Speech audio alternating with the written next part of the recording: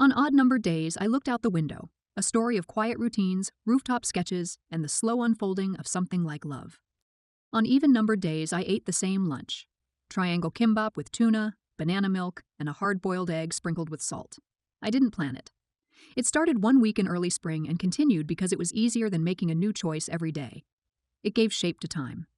Predictable meals made the hours feel orderly, even when everything else moved in quiet disarray. On odd-numbered days, I tried something different: a red bean bun from the bakery, a roll with fig jam, or spicy rice cakes if the weather felt sharp enough to match. I didn't always like what I chose, but I appreciated the contrast. Some days are meant to surprise you. Others should not. I worked on the 5th floor of a narrow building a few blocks from the train line. The office had walls that never quite met the ceiling and a printer that moaned each time it processed a job. The paint near the corners had curled with age, like the skin around the edges of tired eyes. None of this bothered me. There was comfort in wear and repetition. Things didn't need to be new to work. My desk sat near the window, facing an older laundromat whose machines ran from 6 a.m. to midnight. Above the laundromat was a small rooftop with several potted hydrangeas arranged in uneven rows. Their colors shifted from lavender to blue depending on the light. Some leaned more than others, but they bloomed anyway. Even on gray days, the flowers looked steady. I liked watching them between tasks, tracing the way the petals bent or held their shape after the wind. They reminded me of quiet resilience, growth without performance. Most of my job involved reading insurance forms, requests about water damage, faulty wiring, and spoiled food in fridges after power outages. I scanned the language people used. Some described their losses like numbers. Others explained with too much detail. A man once submitted a claim for a collapsed ceiling, and in passing, mentioned his daughter's hamster had been crushed beneath it. Another listed every title of every book lost in a basement flood. The forms never asked for these details, but people included them anyway, like they needed someone to know what had mattered, even if no one asked. I read each page twice, sometimes 3 times. I checked the facts, made small notes in pencil, and underlined inconsistencies. My pencil never had a sharp tip. I preferred it to be slightly dull. Soft edges suited this kind of work. I liked the quiet. I liked knowing what came next. Most days passed without interruption. The elevator stopped at the 6th floor almost every day. A man from the design studio always boarded there. Same bag, same sketchbook tucked under his arm, large enough to make the space feel smaller. His clothes were always slightly rumpled, and his hair went in opposite directions depending on the day. His coffee cup had no sleeve. His socks never matched. He didn't seem to notice anyone, but not in a distant way. He stood like he belonged exactly where he was, without needing to prove it. Sometimes he dropped his keys. Once, he dropped a pen and let it roll until it hit the elevator wall. He bent slowly to retrieve it, then resumed his position. I never said anything. He never looked for thanks. There was a small sticker on the front of his sketchbook, an otter holding a paintbrush, edges curled from handling. I noticed it every time. One Thursday, the rain came unexpectedly. The clouds had been pale but clear. There was no warning, no shift in the air that morning. But by the afternoon, the sky turned thick, and by evening, water pooled at the corners of the sidewalks. I had no umbrella. My coat absorbed more than it repelled. At the entrance of the building, I paused just under the awning. The rain came straight down, no wind, just weight. Cars hissed past, umbrellas bobbed down the street like mobile shadows. He stood near me. His sketchbook was held above his head, not as a solution, but as a habit. The paper had begun to curl at the edges. He didn't move to leave, just stood and watched the rain like it had meaning. Then, quietly, without ceremony, he reached into his bag and pulled out a thin plastic poncho, the kind that comes folded in vending machines at subway exits. He held it toward me, not forcefully, not expectantly. He just offered it, like he was passing along something he no longer needed. I took it. Our hands brushed. His fingers were cold, not unpleasantly, just cold. We didn't look at each other. He turned back to the street. I stepped into the rain. After that, I saw him more often. Not more frequently, just more, with new eyes.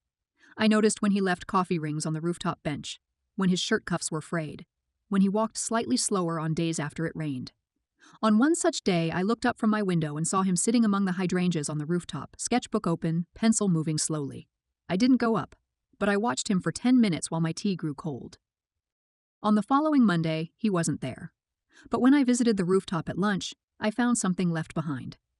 A single sheet of paper, light pencil lines, held down by a flat stone. It was a sketch of the building across the street. And in one of the upper windows, there was a tiny figure drawn at a desk, looking at the clouds, Not the flowers. The clouds. I didn't know what to do with the sketch, so I folded it and placed it in my notebook. I thought about it often, not in a romantic way, just as something that had been seen and recorded. There's a difference between being watched and being noticed. The first is observation, the second is recognition. I wasn't sure which it was, but it felt warm, and not in a way that required heat. On odd-numbered days, I began eating more slowly. I chose new things with a little more care. I stopped skipping breakfast. I stayed upstairs a little longer at lunch. I left work 5 minutes later than usual. I told myself it was to avoid the crowd at the train station, but I wasn't keeping time anymore. Not exactly. Sometimes I brought small things to the rooftop: a pressed leaf, a napkin sketch of a whale, a feather I found on the way to work. Nothing meaningful on its own, just a kind of response. The next day, something would be there. An outline of an umbrella, two side by side, a pebble with a star drawn in marker, a paperclip bent into the shape of a boat. We never wrote anything. We never spoke. But the rooftop became a place for saying things that didn't need words. At night, I sometimes took out the drawing of the building and looked at the tiny version of myself in the window. I wondered if he still drew me sometimes, or if I had become part of that one sketch and nothing more. But that was okay too. Not everything has to continue to mean something. Sometimes the meaning is in the moment, in being seen once and remembered quietly. The rooftop didn't belong to either of us, but we treated it like something fragile, like a book page we never wrote on but always read carefully. It had become more than a place. It was the only space where nothing had to be explained. Our exchanges continued in silence, a pine cone with a single red thread wrapped around it, a drawing of a window from inside, light falling across a wooden floor. I left him a feather I found wedged in the subway turnstile, gray and soft, barely real. One morning, the watering can was tipped upside down, as he'd once suggested. I stayed away that day. I walked past the building twice without going up. The bench, the hydrangeas, the space between us, they stayed in my mind like a half-drawn sketch. When I returned the next afternoon, the can was upright again. On the bench sat a drawing, a blue whale diving, tail arched, no horizon, no surface, only water surrounding it and a single line underneath. Even when we disappear, we echo. I traced the line with my finger and folded the sketch into my notebook, pressing it flat. That week, he didn't appear. I brought a new item each day: a dried orange slice, a paper crane, and a photo of the night sky taken during a blackout. I arranged them like pieces of a puzzle, waiting for a response. None came. The bench remained empty. The watering can stayed full. The hydrangeas drooped further with the heat. Their petals were beginning to fall in slow, careless patterns across the tiles. I stayed longer than usual each day, even in the rain, especially in the rain. The next time I saw him, it was outside of everything we had built. I passed a street I didn't usually walk and noticed a crowd gathered near the base of a tall building. Yellow tape, a broken bicycle, a bag with a paintbrush keychain hanging from the side. Someone's sketchbook lay open to a blank page, soaked through. I stood across the street, watching the quiet urgency of strangers. I knew before anyone said anything. He wouldn't be coming to the rooftop again. The days passed in indistinct tones. The office lights buzzed, my hands moved, the forms came in and out of the tray, but the rhythm had changed. The world still moved forward, but I felt like I had been paused somewhere outside it. I went to the rooftop once, only once. The bench was wet from the previous night's storm. The watering can was gone. The plants were fading fast, petals browned at the edges. I sat and listened to the wind shift between the pots. I closed my eyes and counted the seconds between gusts. I tried to imagine what he had been drawing last, what his final line might have looked like. I stayed until the sun disappeared behind the building and the air cooled to the point of discomfort. Then I stood up and left the bench empty. For a while, I walked different routes. I avoided the 6th floor. I stopped folding napkins into shapes. I tucked away every sketch he'd left me into a single box under my bed: the whale, the umbrella, the lighted lamp, the cups of tea, the kites. Each image had become too loud, but still, I didn't throw them away, even if I couldn't look at them. One night, I received a package with no return address. The envelope was wide and flat. Inside was a portfolio, slightly worn. His handwriting was on the corner of the first page, soft pencil, barely there. It was filled with drawings. Not buildings, not landscapes, but of me, never directly, never clearly.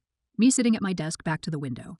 Me holding a triangle kimbap, head tilted. Me placing a stone down on the bench. Me standing in the rain, poncho fluttering behind me like a paper wing. He had been recording everything. Not because he wanted to own it, because he wanted to remember. The last page was blank, except for one line written at the top: Some people become places. I reread that sentence every night for a month. One Sunday, when the weather softened and the sky was pale blue, I returned to the rooftop. The hydrangeas were gone. Only the wooden planters remained. Empty. The bench was still there. The tiles had begun to crack near the edge. I sat down and took the portfolio out of my bag. I placed one sketch on the bench. Just one, the whale, the first one he'd ever drawn for me. Then I stood and left it behind. I never saw the sketch again. But that was the point. The following spring, a new intern joined our floor.